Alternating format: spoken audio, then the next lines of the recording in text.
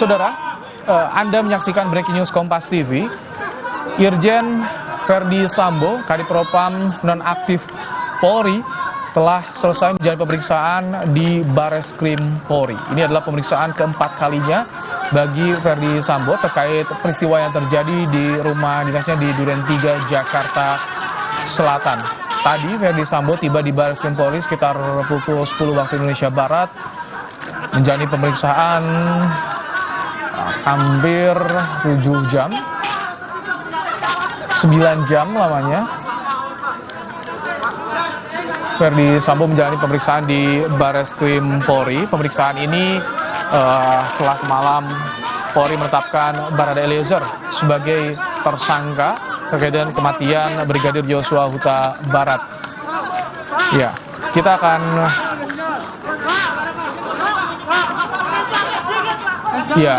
kita lihat bersama, saudara. Kita akan sedikit mendengarkan apakah akan ada yang disampaikan oleh Irjen Verdi Sambo pasca pemeriksaannya hari ini. Sebetulnya hari ini juga diperiksa tidak hanya Verdi Sambo, tapi juga rencana Bareskrim akan memeriksa istri dari Verdi Sambo. Namun tadi seperti yang disampaikan oleh kuasa hukum istri Verdi Sambo, mereka meminta penjadwalan ulang karena kondisinya tidak memungkinkan untuk diperiksa. Sehingga hari ini yang diperiksa oleh penyidik dari Bareskrim Polri adalah Kadipropam nonaktif Polri Irjen Verdi Sambo. Ini dia. Telah selesai pemeriksaan sekitar pukul 17:10 waktu Indonesia Barat, Irjen Verdi Sambo keluar dari gedung pemeriksaan Bareskrim Polri, saudara. Baik.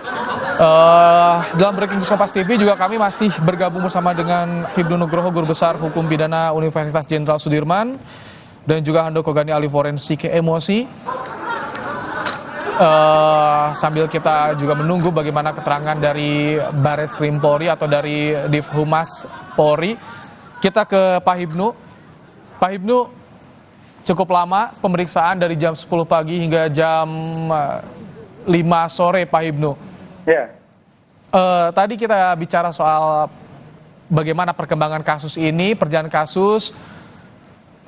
Tadi di depan ketika tiba ngomong, tapi selesai tidak ngomong, tadi tidak ada yang disampaikan. Pak Hibnu, bagaimana sih Anda melihat pertimbangan polisi soal yang mempertimbangkan tadi pasal jungtonya pasal 55 dan juga 56, Pak Hibnu?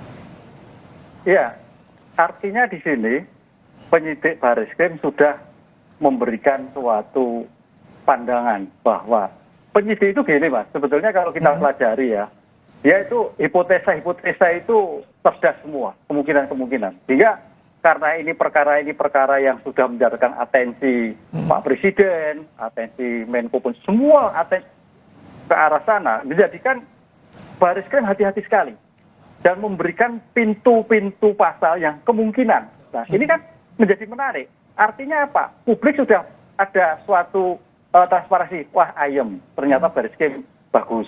Jadi ini bisa menjawab pertanyaan publik ya, pasal yang diterapkan. Seperti itu kan, gitu kan. Karena sekarang itu publik sedang mengawal kan, gitu loh, Mas. Itu loh. Kalau tadi yang soal ini kan bukan kriminal biasa. Ya. Apa sih makna dari bukan kriminal biasa ini, Pak Hibnu? Ya, artinya perkara ini dilakukan dalam lingkup seorang pimpinan kepolisian. Dilakukan oleh orang kepolisian. Korbannya oleh orang kepolisian. Kemudian bukti-buktinya juga terbukti bukti yang terkait dengan hanya yang dimiliki oleh kepolisian. Ini yang luar biasa. Yang jalur tanda petik adalah jalur kedinasan. Nah, ini yang menariknya sih, menarik lagi adalah menyangkut pimpinan di kepolisian. Nah, inilah yang sekarang kita tunggu masyarakat sejauh mana objektivitasnya, transparansinya. Karena sejak awal ditemukan adanya kejanggalan, gitu loh, Mas. Ini sebelum kita bahas lebih jauh tadi soal ini di lingkup kepolisian, pelaku, korban juga, lokusnya di rumah Jenderal Polisi. Tapi saya ingin ke Pak Handoko. Pak Handoko, apakah ada pemandangan yang berbeda selain tanpa berkata-kata nih? Tadi yang ketika Irjen Verdi Sambo langsung masuk mobil, Pak Handoko, ekspresinya bagaimana sih? nggak bisa dianalisis tuh. Nggak bisa ya, kalau cepat. Nggak berani, sama sekali nggak berani, nggak boleh malah ya. Oh, Itu malpraktek nanti. Ya nggak boleh.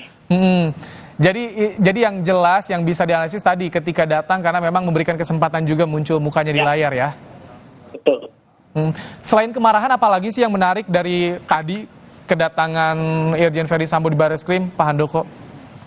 Yang menarik sebetulnya kan kesediaan beliau untuk memberikan pernyataan. Saya rasa itu juga menunjukkan bahwa beliau tak marah terhadap perkembangan yang ada, mungkin seperti itu ya. Atau mungkin juga hal yang lain yang kita tidak tahu. Nah, makanya saya nggak bisa berspekulasi. Cuman keputusan beliau untuk memberikan pernyataan itu juga sesuatu yang menarik gitu ya. Kenapa pada saat itulah beliau memutuskan untuk memberikan pernyataan, begitu kan? Ini pernyataan yang disampaikan Ferdy Sambo, kalau Anda lihat, Pak Handoko, pernyataan yang sudah dipersiapkan sebelumnya atau spontanitas karena bertemu dengan wartawan langsung? Kalau kita menganalisis orang tokoh publik ya, seperti beliau yang biasa untuk berbicara kapanpun diminta ya, dan juga berbicara dengan teks, saya rasa kita sulit untuk membedakan ya. Yang jelas apa yang beliau sampaikan tadi itu sangat lancar kata demi katanya. Kita hampir-hampir tidak pernah melihat jedah, gitu ya. Hanya yang satu saya perhatikan jedah paling penting memang di kata terakhir yang menarik tadi saya sampaikan, yaitu kata trauma. Di situ ya ada jedah.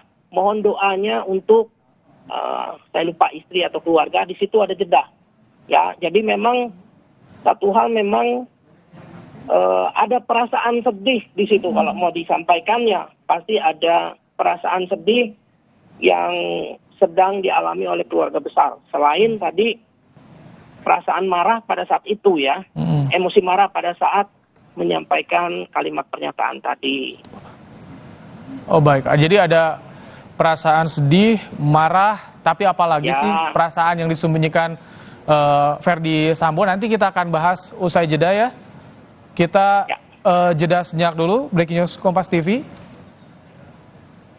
Baik. Sebelum kita jeda, kita akan kembali ke Barreskrim Polri.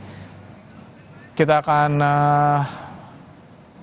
mendengarkan keterangan yang disampaikan dari Dirtipidum bahwa klien kami dinyatakan sebagai tersangka. Itu sekitar jam 10 lewat lah. Nah, yang sangat kami sayangkan memang prosedurnya. Saya sejak awal sudah menyatakan bahwa sebenarnya klien kami dan kami juga sebagai tim kuasa hukum akan selalu kooperatif dengan proses yang ada dan menyampaikan apa adanya. Itu yang pesan saya kepada klien saya. Nah, kemudian ada satu hal yang sangat kami sayangkan, sebenarnya kami sangat mengharapkan semua prosedur ya sesuai dalam KUHP itu dijalankan. Nah, cuman ternyata sebagaimana kemarin saya yang mendampingi langsung, itu pemeriksaan klien kami sebagai saksi baru selesai di tanggal 4 ya, tepatnya jam 1:02 ya. Jadi kami mempertanyakan bagaimana seseorang ya yang belum selesai diperiksa sebagai saksi ya, belum selesai diperiksa sebagai saksi tapi sudah dinyatakan sebagai tersangka. Ya. Bang, kita boleh geser sini Bang ya. Oke. Bang, tapi soal kemarin penetapan status tersangka yang disebutkan bahwa klien Anda ini bukan dalam konteks untuk membela diri. Itu gimana tanggapan dari kuasa hukum? Ya, kalau dalam konteks penyidikan ya, memang versi dari penyidik ya. Cuman dari apa yang disampaikan oleh klien kami itu sudah sangat clear ya. Peristiwanya juga sangat clear. Bagaimana penembakannya dilakukan sudah dimulai duluan dari korban ya.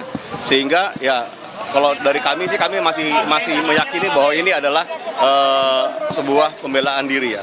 Cuman itu adalah sebuah penilaian subjektif dari penyidik yang kami juga hargai. Oke, jadi pembelaan dirinya itu kan bukan pembelaan diri, Ya itu pandangan mereka ya. Cuman yang disampaikan oleh klien kami jelas penembakan itu dilakukan oleh korban terlebih dahulu. Sehingga kemudian ya sifatnya adalah bentuk pembelaan diri sehingga dia menembakkan juga. Nah, jadi itu satu hal yang ingin kami sampaikan ya. Kami juga menyayangkan kenapa sekarang penetapan tersangkanya ya, karena kami rasa ini terlalu dini. Kenapa terlalu dini? Salah satu hal juga seperti yang kita ketahui bahwa tim forensik juga belum selesai untuk memberikan hasil otopsinya, ya. Sehingga kami juga ya, dan saksi-saksi juga sebenarnya masih diperiksa, gitu loh. Seperti yang hari ini juga. Cuman yang paling membingungkan buat kami adalah klien kami belum selesai diperiksa sebagai saksi kemarin itu, dan baru menandatangani berita acara pemeriksaan saksi itu tepat di tanggal 4 hari ini jam 1:02 pagi. Ya, itu juga sudah kami tuangkan di dalam BAP, kami catat tanggalnya, sehingga itu buat kami adalah satu hal yang membingungkan, gitu loh. Jadi gelar perkara itu tidak didasarkan oleh keterangan klien kami, itu bisa dipastikan. Karena apa? Karena seharusnya selesai dulu berita acara itu ditandatangani, baru itu memiliki kekuatan hukum untuk kemudian dipertimbangkan di dalam gelar perkara.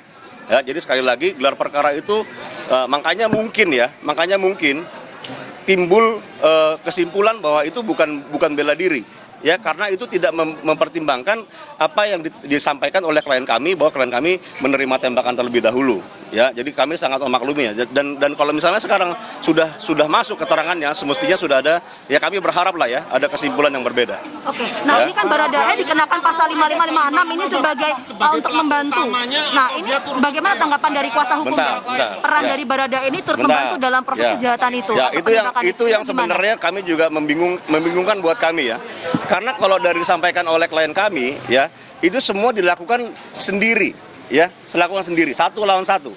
Jadi kalau misalnya kita bicara pasal 55, ya, berarti itu ada penyertaan, ada orang lain yang melakukan bersama-sama dengan dia dan memiliki niat yang sama, ya. Makanya dia juga, ya, pasal 55 itu berarti orangnya juga harus ada di situ, ya. Katakanlah kita pasal 56, ya, satu lagi, ya. 5556. Ya, kalau pasal 56 juga sebenarnya dia kan memberikan sarana, tapi dia juga harus memiliki niat yang sama. Jadi saya juga bingung sebenarnya orang siapa yang dimaksud, karena kejadian itu murni dilakukan satu lawan satu. Ya, saya rasa itu aja, ya. Baik. Terima kasih, Bang. Itu tadi yang dijelaskan oleh